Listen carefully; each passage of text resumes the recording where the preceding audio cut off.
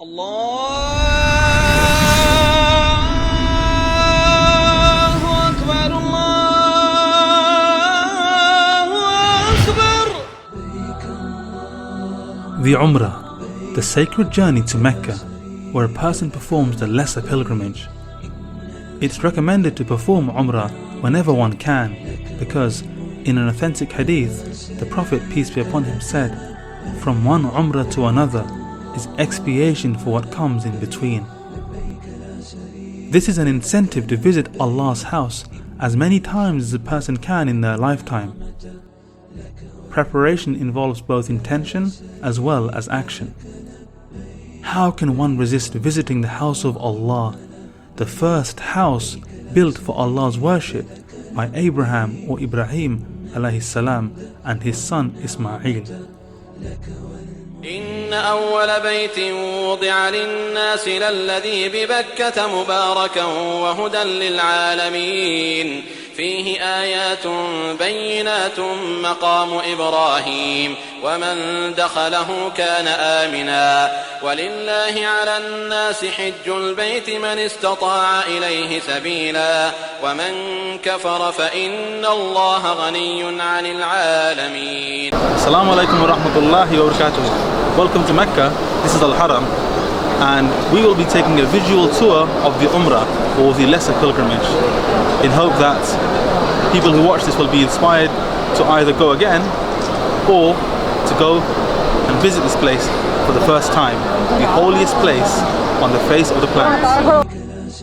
When I boarded the plane, I did so with the intention that I would be visiting Allah's house purely in order to attain His pleasure, and also to cleanse my soul of some of the impurities that have attached themselves to it.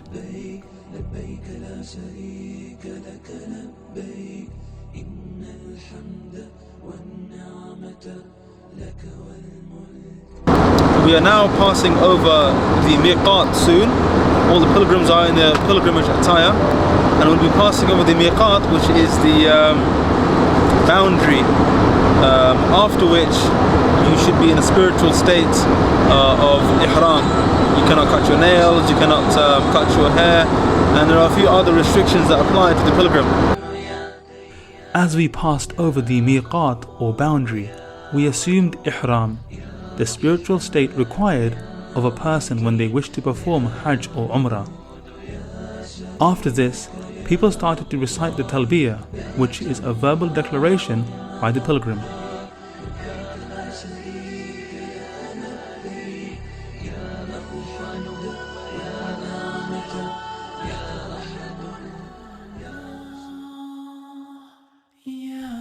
The drive from the airport is a long one, and a person is recommended to continue to say the Talbiyah, announcing to Allah that they have arrived.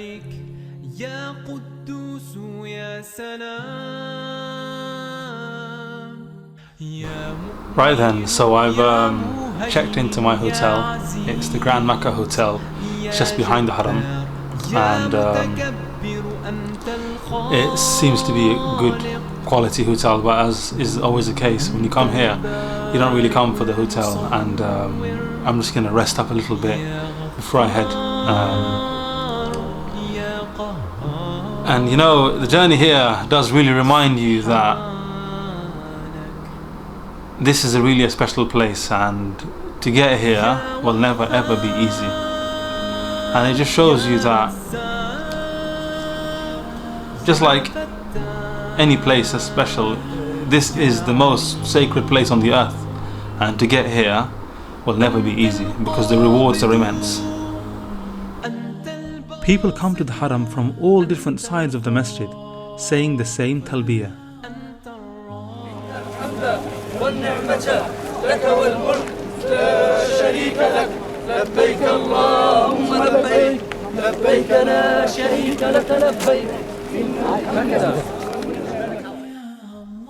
When a person sees the Kaaba for the first time, they are awestruck. Every time I see it, I am reminded of Allah, His knowledge and His lordship. I'm reminded of our purpose on the earth, which is to seek His pleasure and avoid His displeasure. It is to live our lives, but to keep in mind that we are here to worship Him, praying our 5 prayers, fasting Ramadan, paying our zakah, and so on. يا كريم يا رقيب سبحانك يا مجيب. After reaching the Kaaba, I performed the Tawaf, which is the circumambulation of the Kaaba, 7 times.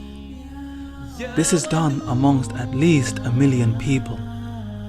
This is an action completed not only on earth here, but also in the heavens. It is said that there is a Kaaba in the heavens, named Bayt al-Ma'mur, which the angels go around, 70,000 a day, with the same angels never returning. Instead, new ones do this every day. Following on from this, I prayed my 2 rakahs near the standing place of Ibrahim, and then moved to the Sa'i, which is the running between Mount Safa and Marwa. إن الصفا والمروة من شعائر الله فمن حج البيت أو اعتمر فلا جناح عليه أن يطوف بهما ومن تطوع خيرا فإن الله شاكر عليم. أنت المبدئ يا معين. This is to remind ourselves of the running Hajar alayhi salam did for her son Ismail when he was crying for water and she had none to give him.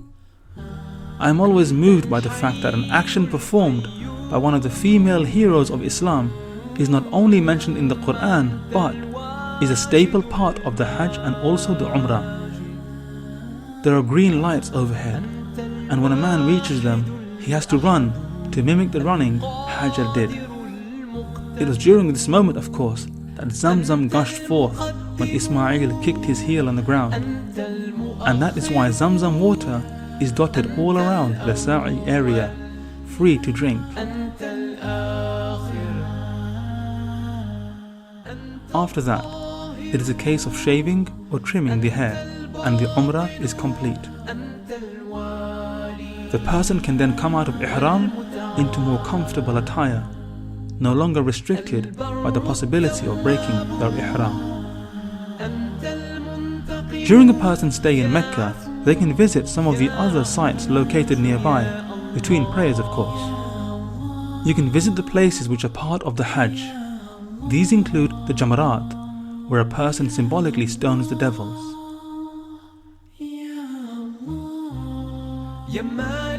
It also includes the thousands of tents in Mina, where a person must reside during the Hajj.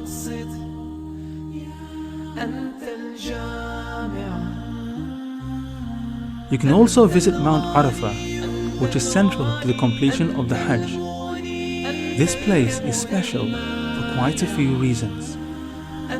This is Arafah, and behind me is Jabal al-Rahmah. Now Arafah is significant for many reasons. First of all, we know that Adam alayhi salam and Hawa, Adam and Eve, when they were sent to the earth, this is where they were sent to, here in Arafah, and this is where they met as well. The second reason this is important is that when a person comes for Hajj, they have to come here as part of the Hajj. If there's no Arafah, there's no Hajj for them. They haven't completed their Hajj. So part of the main pilgrimage is to come here to Arafah. And of course, the third important reason that Arafah is significant is that on the Day of Judgment, all of mankind will be gathered here in Arafah.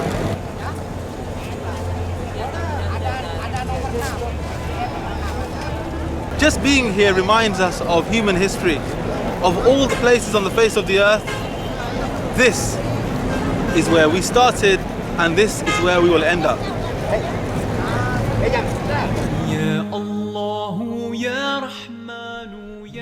The next step is to head to Medina, the city of the Prophet, peace and blessings be upon him, in a long but beautiful 4-hour drive across the desert.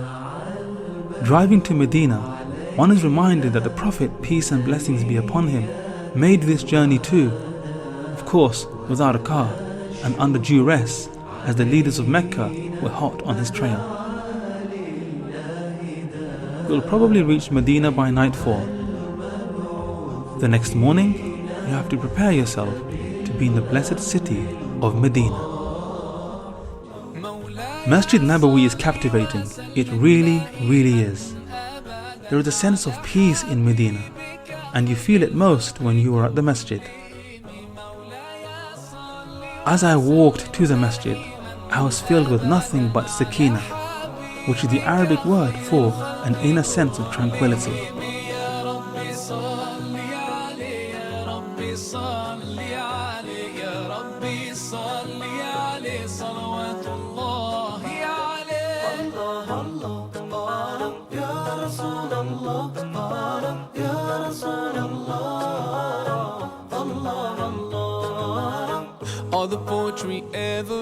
The arches in the masjid seem to go on forever, and of course, the reward for any good deed done here is multiplied by 50,000 at the very least.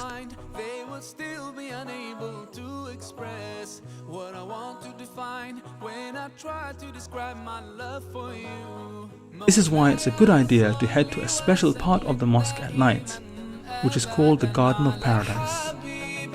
Just walking now to the Rawdat al-Jannah.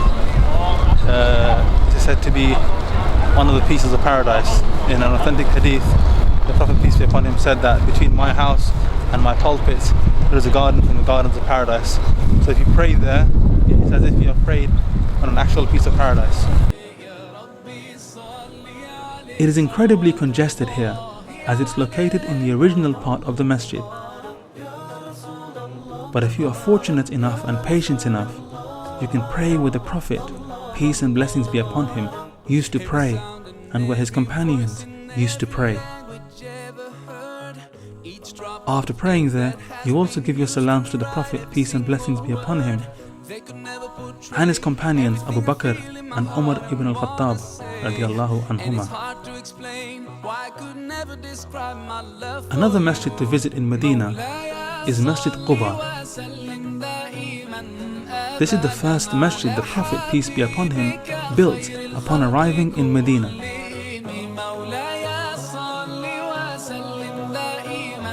This is Masjid al-Quba behind me. It's the first masjid here built in Medina, and it's the first masjid built by the Muslims.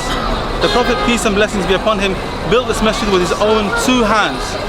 And as you can see, if you look at the masjid behind me, it's kept quite simplistic. It's not made very ornate, and this is in line with the tradition of the Prophet, peace be upon him, who was himself quite a simple person.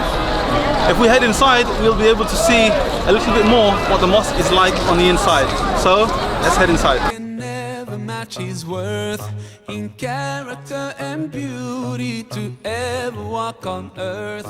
This is the first ever mosque built by the Prophet, peace be upon him, and it was the first ever place of worship for the Muslims, and it was built right here in Medina. And you do really get a sense of the simplistic nature of this mosque, and it's not very ornate, it's kept very simple even to this day. Being here just makes you realize how much this one great man achieved. The city gave him refuge, gave the believers refuge, and when they needed a place of worship, this was the mosque that they built. So I've prayed in a few mosques around the world now. Praying in the first mosque is really quite a touching experience. There are also exhibitions which you can visit in Medina, dedicated to celebrating the life and achievements of the Prophet Muhammad, the greatest man to have walked the earth. Every time I come here, I find something new, and every time I leave, I cannot wait to return.